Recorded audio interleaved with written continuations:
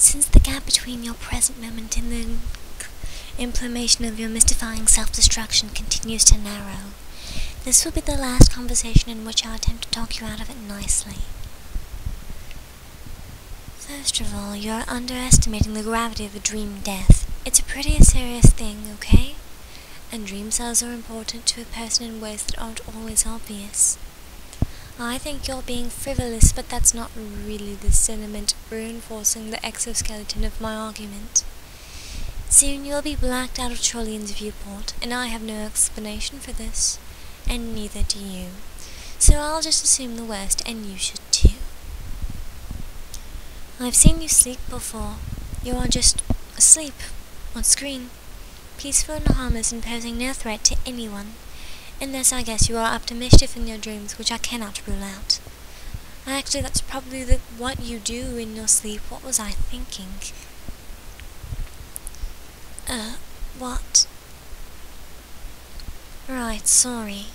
I'm saying this is a special case. It is foreboding and disconcerting, and you are being reckless. Your hubris is really astonishing.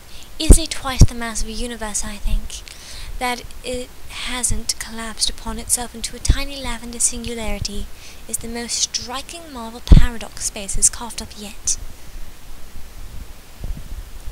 No, please stop. Humor won't deflect my really big and important tirade, okay? You are investing too much confidence in evil gods who oppose Sky and your true purpose, and I can't abide that. And as difficult as this is for me to confess, I think your plan is very dangerous, and so are you. Yes, and I'm afraid I'm going to have to devote all my efforts to stopping you. I'm so glad you asked. You see, I have been training a powerful wizard. Yes, your shout poses like a tower broadcasting your fear across the ring, and you are right to be afraid. I have commissioned none other than the legendary Prince of Hope, and I am teaching him the ways of white sorcery.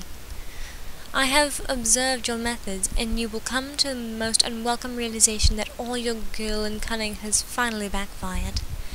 This noble magician of pure light will serve as the counterpoint to your arcane debauchery.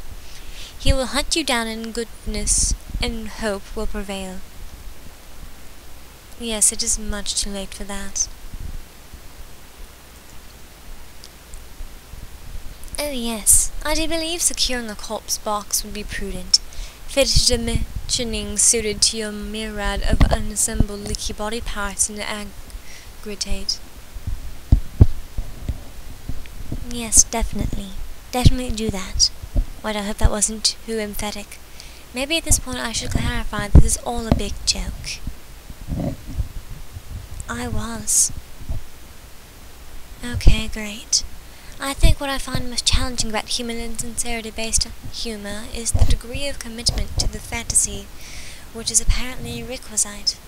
I mean to say, the gesture of hostility in the case was the joke. I did in fact train this character. I made him a wand to shut him up. He wouldn't stop harassing me for your secrets. He's the one with the royalty complex and speaks with all the extra V's and W's. Okay. Okay, I will. Yeah, that is still something I don't really want to joke about. I hope that came as a sincere statement.